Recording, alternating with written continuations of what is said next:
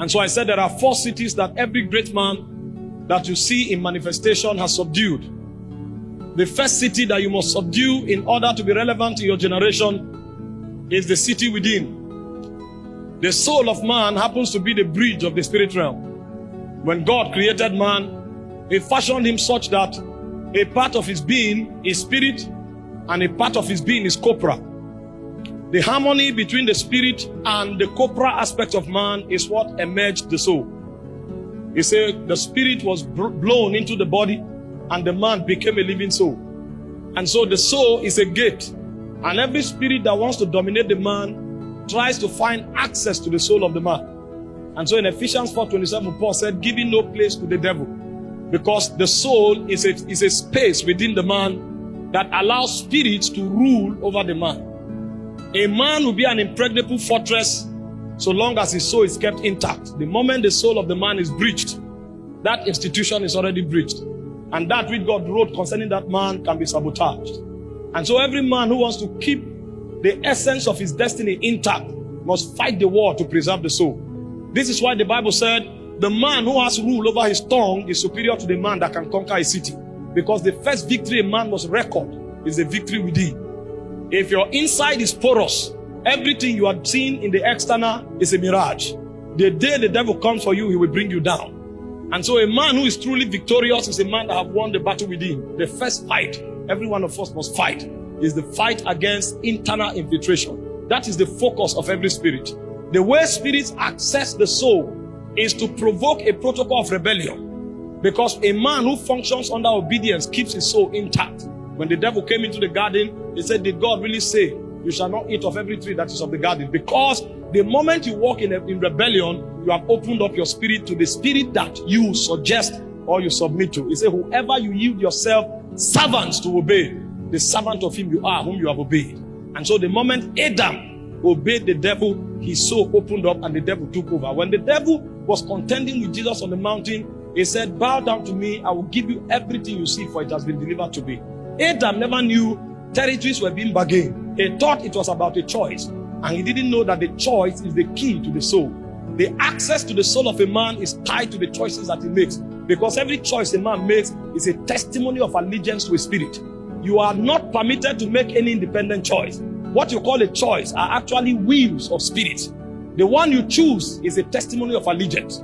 And the way you keep your soul intact is to remain perpetually obedient to the law of God. The moment you violate it, your soul is open and you have lost the battle within. And so we've said the first city that everybody must fight to defend is the city within. Unfortunately, many believers are not taught how to secure the within aspect of their being. And so we live looking for what will provide comfort for us. And we don't know that for everything we possess, choices were made. And every choice that was made gave grounds to the spirit that seek to dominate us. When the soul within, the city within is lost, every other city can be taken. But when the city within is kept intact, then the contention continues. And I said the second contention is for spirit cities. Spirit cities are actually dwelling places of princes in darkness. You know, when you look into the structure of the demonic realm, not every spirit possesses men. There are certain spirits that are lords in their own right. They are called dominions. They are called principalities. They are called powers. They are called rulers of the darkness of this world. The darkness of this world are the territories where those beings possess the spirit. They don't need to possess a man because they have their own bodies. They are fallen beings. It is demons that lack bodies. This is why demons seek to possess men. Principalities already have bodies, so they don't need to possess you.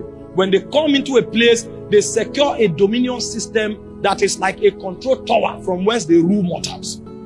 And so the second fight every man must win is the fight against the spirit cities. And I told us last week when I was teaching, I said, every territory you see today is a mirror image of a spiritual territory.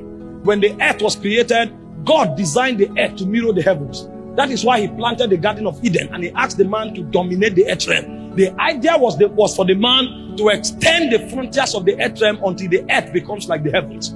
When Moses created the temple, he says to create according to the pattern that was revealed to him from the mount, because no territory is independent of a mirror image in the spirit. Every known territory is a reflection of a spirit city where spirits, form their dominion and control the visible realm from. And so the earth is a mirror image. But before we come into the earth, I said there are spirit cities that must be dominated. And I said those spirit cities mirror their dimension into the earth realm. And I gave us instances. I said Egypt, for example, is a territory that stops the worship and the memory of God. This is why when God sent Moses, he says, I'm sending you to Pharaoh to let my people go that they may worship me. That means what Egypt tries to do is to stop the worship of God. And so any state of your time or life where you find that it has become difficult to worship God, know that you are in Egypt. You don't need to travel to the northern part of Africa to be in Egypt. Any sphere that negates or impedes the worship of God is an Egyptian territory in the spirit. Because Egypt tries to stop the worship of God. For you to worship God, you must come out of Egypt. This is why God insisted that they must come out of Egypt. Exodus 8 verse 1, Exodus 9 verse 1, I'm sending you to Pharaoh. Tell him to let my people go that they may worship me. Because if they are in Egypt, they can never worship God. Every time men struggle with worship, they are in Egypt. And some of us may not have gone to Egypt in the natural, but we are citizens of Egypt in the spirit. Babylon allows you to worship God, but he introduces mixture. Babylon will tell you you can worship your God, but there are other gods you need to worship.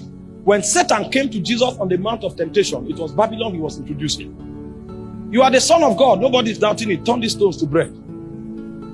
Give your allegiance to God and also give your allegiance to me. You are the Son of God. Bow to me. I'll give you the whole city. The glory of the world is yours. You can continue proclaiming yourself as the Son of God, but worship me in addition. And if Jesus had obeyed Satan, he would have returned with the power. But this time around, the power would have been corrupt. So I said, in Babylon, what you are is what you have is not in contention. It's who you are that is in contention. Because the same way God blesses men, the devil blesses men. The Bible said the difference is that the blessings of God does not add sorrow. That means the devil also has the power to bless men. The way God empowers men, so does the devil empower men. The difference is that allegiances will have to be altered.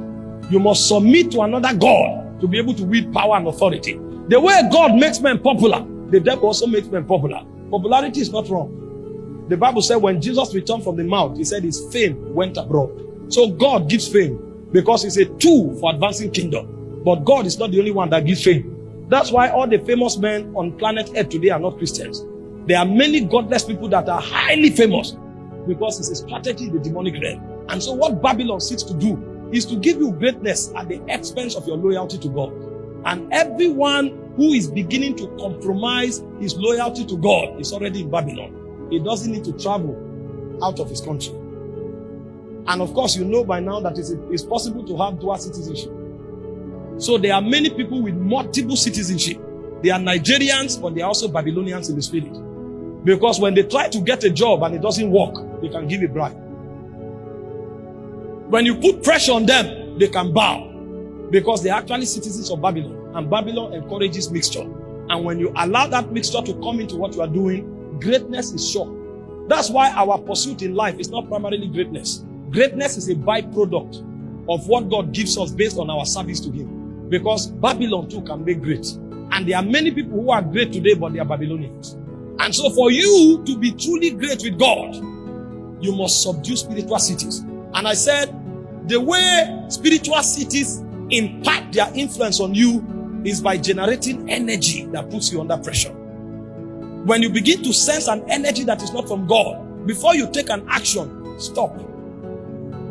Stop and ensure that your action is not motivated by that energy.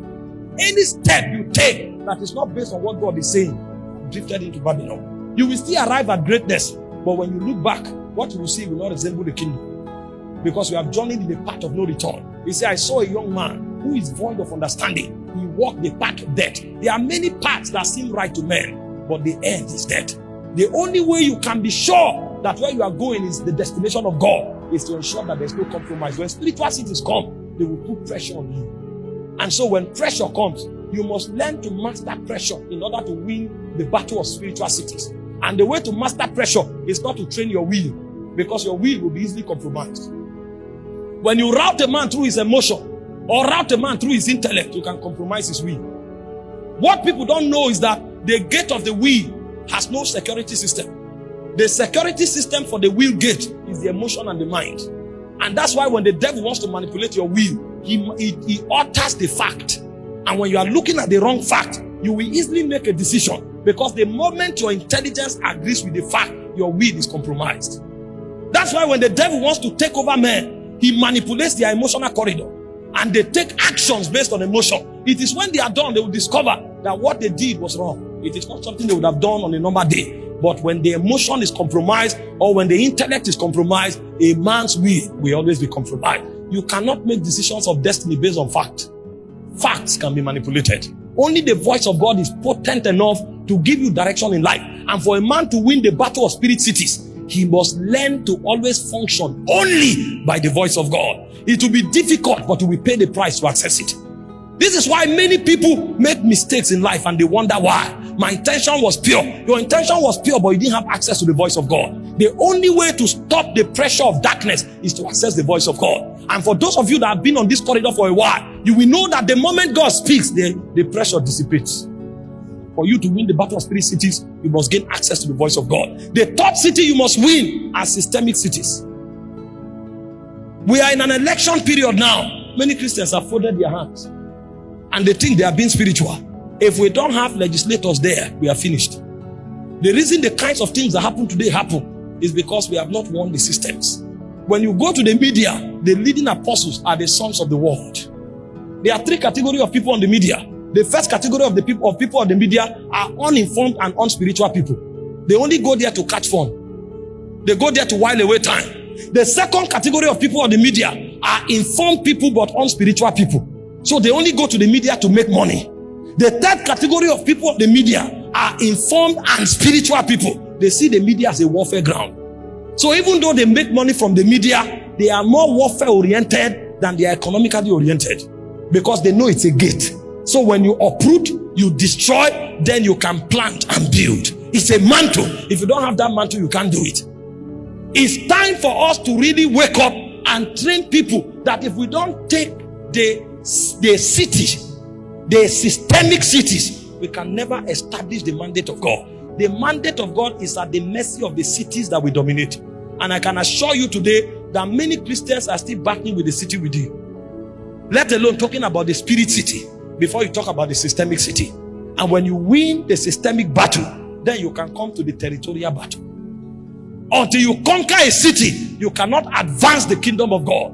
And until you conquer a city, you cannot leave a legacy that will become a platform for the worship and memory of God. And so the business of dominating city is an eternal business, and it is something the body of Christ must be taught and trained to handle. How many of us have conquered the city within? How many of us have conquered spirit cities? Most of us, the reason we are praying today is because we are in a neighborhood where people are praying. If we are removed from there to another location, prayer life dies immediately, because we come under another atmosphere. We have not won the battle of the heavenlies. And so atmospheres determine our consecration. Atmospheres determines our intensity. We may come to church for 30 years, but we are not relevant in the hand of God.